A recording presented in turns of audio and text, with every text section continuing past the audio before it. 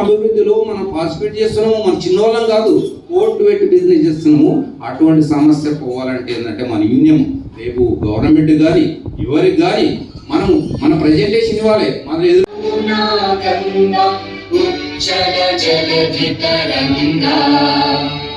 तव शुभ नामे जागे, तव शुभ आशीष मांगे दाता।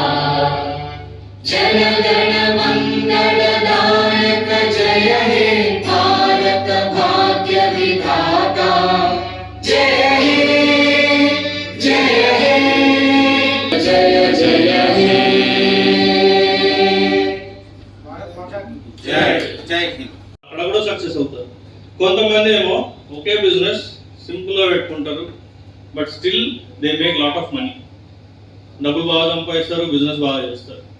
తీసుకొని సిమెంట్ కానీ స్టీల్ కానీ రిస్క్ తీసుకొని ఏ చేయకపోతే ఏ మన తదుపరి స్టెప్ అతను ఉండడు. పేరు చెప్పట్లేదు, ఆ స్టెప్ అతను చేయకపోతే కంపెనీ ఉండదు. కానీ ఫైనల్గా రిస్క్ తీసుకున్నాడు షాప్ అతను. ఓకే, ఎగ్గొట్టినా ఏ కాలం వచ్చినా ఆయన లోన్ రాకున్నా ఏది రాకున్నా కూడా అన్న 20 బ్యాగులు పంపియనంటే అన్న పంపిస్తానంట, కానీ పేమెంట్ అని అడిగే ఒక్క వ్యక్తి లేడు. ఇంత పెద్ద సహృద్భావం ఉన్నది, ఇంత పెద్ద మనసు ఉన్న మా తోటి వ్యాపారస్తులు, మా అన్నలు, తమ్ముళ్ళు ఏనాడు ఎవరు ఫోన్ చేసి అన్న ₹1,00,000 స్టీల్ పంపి అంటే పంపిస్తాడు. కానీ అన్న పేమెంట్ ఎప్పుడు చేస్తావు అని ఎప్పుడు అడిగిన సందర్భం లేదు. ఎందుకంటే మేము మూల స్తంభాలు మేము సపోర్ట్ చేస్తున్నాం. మార్కెట్లో మిడిల్ క్లాస్ ఎంత పెద్ద బిజినెస్ మ్యాన్ కానీ ఎంత పెద్ద ఎవరైనా కూడా అతను ఇల్లు కట్టుకుంటారు. సహకరించిన వాళ్ళమే. చెప్పుకోవాలంటే రాయాలంటే ఒక పెద్ద పుస్తకం అవుతుంది. అర్థమైందా? మన అనుభవాలు ప్రతి ఒక్కరికి అనుభవం ఉంది. ప్రతి ఒక్క అనుభవాలు చెప్పాలంటే ఓకే, అది గమనించి బడా వ్యాపారస్తులు ఎవరైనా కానీ వాటైనా కానీ ఈ వ్యవస్థకు సహకరించాలని కోరుకుంటున్నాము. అదేవిధంగా ఇంకోటి ఈ రీసెంట్గా జరిగింది ఏంటంటే యూనిటీ ఉద్దేశం అవసరం ఏంటంటే ఈ మధ్య రోబో డస్ట్ వాళ్ళు ఒకటి స్ట్రైక్ చేశారు. ఎందుకు స్ట్రైక్ చేశారంటే నేనేంటంటే ప్రతి అంటే లాజిక్ తీసుకుంటాను. నేను ఉత్తానికి ఇచ్చిపెట్టాను అని చెప్పి ఇమీడియట్గా తర్వాత 10 days తర్వాత నేనన్నా ప్రైజ్ ఎంత ఉందనంటే 350 ఎక్కువ అయిందన్నట్టు. ఏమో ఒకటేసారి ఏందన్నా డబుల్ అవుతుందా ప్రైజ్ అని నేను అడిగిన. అంటే డబుల్ అయిందంటే అయ్యిందన్న ₹150 ఇస్తారన్న 400 కూడా 400. ఇదేంటి ప్రాబ్లం అంటే ఏం లేదన్నా just we are increased for only 5% for the tax అని అన్నాడు. Miscellaneous another 5%. It should be 480 plus something ₹520 అయితే, but they are collecting for like that ₹750. నేను అడిగిన ఇదేం లాజిక్ అన్నా, 450 750 వాడింది వాళ్ళు మీరేమో మీరు అన్న ఇదే రకంగా ఇది వాళ్ళకి ఇట్లా సమాధానం చెప్తే మీకు ఇట్లా సమాధానం ఏం లేదన్నా. మేము ఇంతకుముందు రిస్క్ తీసుకుంటాం. డ్రైవర్ ఎప్పుడు పోతే ఎప్పుడు ఏ ఫోన్ వస్తుందో తెలియదు. వాడు ఓవర్లోడ్ అంటాడు, వాడు ఆర్టీఓ అంటూ, ఒక అతను ఆర్టీఓ అనే ఎంప్లాయ్ అంటాడు, ఒక అతను జిఎస్టీ అంటాడు. సార్ వాడు ఒక ప్రోడక్ట్లో మనము ఆల్మోస్ట్ ₹3,000 తక్కువ తెచ్చుకొని మనం ఎవరు బెనిఫిట్ ఇస్తున్నాం? మనం బెనిఫిట్ పొందట్లేదు, కస్టమర్కి ఇస్తున్నాము. మనం కస్టమర్ అది అర్థం చేసుకోవట్లేదు. మనం బెనిఫిట్ కస్టమర్ చేస్తున్నాము, రిస్క్ మనం తీసుకుంటున్నాము. ఓకే, వాళ్ళ దగ్గర చేతులు కట్టుకొని నిలబడుతుంది మనమే. ఒక ఆఫీసర్ ఎవరైనా వచ్చేసేసి పక్క తీసుకుపోయి అన్నా పిలుస్తున్నానంట పిలిచి అతను ఒక ఆత్మగౌరవాన్ని వాళ్ళని పట్టించుకోకుండా అన్నా పిలుస్తుంటే కాళ్ళు చేతులు కట్టుకొని ఆ వ్యాన్ దగ్గర పోయి నిలబడవలసిన పరిస్థితి మనకి ఎందుకు? మనం ఎందుకు నిలబడాలి? అతను పిలిచే కేటగిరీడు మనకు సమానం కాదు. అతను జస్ట్ ఎంప్లాయీ ₹15,000 ఎంప్లాయీ ఇదే ఉంటుంది. బండి మన షాప్లోకి వెళ్ళి బండి వితౌట్ బిల్ వెళ్ళకల్లా కానించి ఆడగా ఆ లైన్లోనే ఉంటాడు, మనకి ఫోన్లో షోలోనే ఉంటున్నాడు. ఎవరు డ్రైవర్ అవునా కాదా చెప్పండి?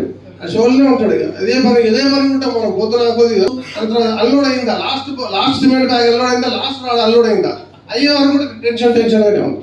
ఎందుకు టెన్షన్? ఒక సపరేట్గా కట్ చేసి పంపుతాం. కట్ చేసి ఒకవేళ మీరేమన్నా బిల్స్ ఏమైనా వేరే ఉద్దేశాలు ఉంటే కూడా అదే దానికి కట్ చేయండి. షిప్పింగ్ అడ్రస్ పెట్టుకుందాం. ఎల్బీనగర్ జోన్లో స్టీల్ అండ్ సిమెంట్ అమ్మే వాళ్ళం అందరము ఒక ఫ్రెండ్లీ మీటింగ్ ఏర్పరచుకున్నాము. ముందు భవిష్యత్తులో మేమందరము కలిసికట్టుగా ముందుకెళ్ళి వినియోగదారులకు, కస్టమర్లకు అందరికీ ఒకే ప్రైజు, ఒకే రేటు దొరికేటట్టు శాయశక్తులా కృషి చేస్తున్నాము. ఆధునిక యుగంలో కస్టమర్కు ఎక్కడైనా కూడా ప్రోడక్ట్ ఒకే రేటు దొరికితే వాళ్ళ టైము సేవ్ అవుతుంది. వాళ్ళకి ఏంటంటే అపనమ్మకాలు వెళ్ళిపోయి అంతటా ఒకే ప్రైజ్ కొనుక్కొని వాళ్ళు ఇల్లు కట్టుకోవడానికి ఉపయోగపడుతుంది. అదేవిధంగా ఈ సమాజంలో మేము కూడా ఒక శక్తి, నిర్మాణ రంగంలో ఒక శక్తి, ఒక సమిధలాగా పనిచేస్తున్నాం. మేము సమిధలాగా పాల్పడుతున్నాము. సమాజ శ్రేయస్సు కొరకు దేశ అభివృద్ధి కొరకు మేము మూలస్థానాలుగా ఉన్నాము. నిర్మాణ రంగంలో ఎన్నో బాధకాలను ఓర్చుకొని ప్రతి వ్యక్తికి ఒక జీవిత ఉద్దేశం ఉంటుంది.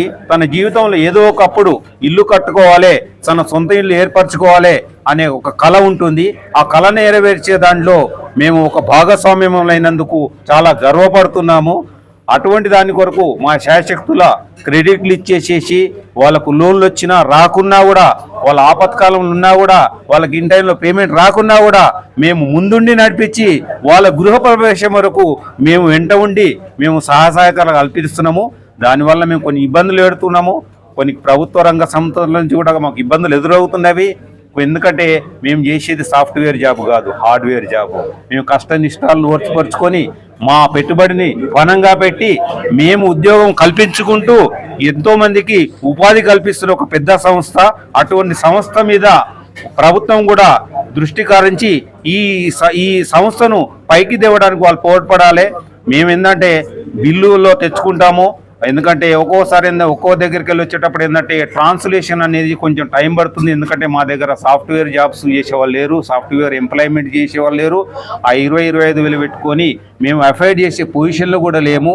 అది గమనించి కొంచెం టైం ఇచ్చేసి జిఎస్టీ వాళ్ళు కానీ ప్రభుత్వ సంఘ సంస్థలు కానీ ఒక పునాది లాంటిది, ఒక జీవనోధారము. వాళ్ళు ఎంప్లాయ్మెంట్ చేసుకుంటా ఇతరులకు ఎంప్లాయ్మెంట్ కల్పిస్తున్నారు కాబట్టి వాళ్ళకు మనకు కొంచెం వెసులుబాటు ఇచ్చేసేసి మాకు ఇబ్బందులు కలగకుండా వాళ్ళకు సహకరించాలి. మేము ఎందుకంటే ఒక గవర్నమెంట్ ఎంప్లాయ్ చేసేటతను ఏంటంటే 1 లక్ష రూపాయలు ఎంప్లాయ్మెంట్ చేసి 1 లక్ష రూపాయలకి న్యాయం చేయడు, ఆల్మోస్ట్ 40,000 న్యాయం చేస్తాడు. అదేవిధంగా మేము ఇంత పెద్ద బిజినెస్ చేస్తున్నప్పుడు మాకు కూడా కొంచెం వెసులుబాటు ఉండాలి. మేము బిల్లులనే తెచ్చుకుంటున్నాము, బిల్లుల్ని అమ్ముతున్నాము. అక్కడ టెక్నికల్ కొంచెం ఇష్యూస్ ఉంటాయి. అర్ధ గంటలో రాత్రి 9 తర్వాత బిల్ చేసే వాళ్ళు ఉండరు. పొద్దుగాల వాళ్ళు మా దగ్గర ఉన్న ఎంప్లాయీస్ రావడానికి 10 o'clock అవుతుంది. ఇవన్నీ కొన్ని ఇబ్బందులు ఉన్నాయి. ఆ ఇబ్బందులు గమనించి మేము కూడా ఆర్థిక పురోగతిలో ఒక భాగస్వామ్యంలో గమనించి ఒక ప్రభుత్వ ఉద్యోగులు మా అటువంటి వారికి సహకరించి మమ్మల్ని ప్రోత్సహించాలని ఉద్దేశం సదుహృదయంతో వాళ్ళని కోరుతున్నాము. దీనంతా కూడా ప్రభుత్వం వాళ్ళు కూడా గమనించి సహకరించాలి అని చెప్పేసి మనస్ఫూర్తిగా మా యూనియన్ తరఫున కోరుతున్నాము. మాది LB Nagar steel and cement association union తరఫున వాళ్ళందరినీ రిక్వెస్ట్ చేస్తున్నాము. మమ్మల్ని భాగ్యస్వామ్యం కానివ్వండి, మా బిజినెస్లు మంచిగా చేసుకోనండి.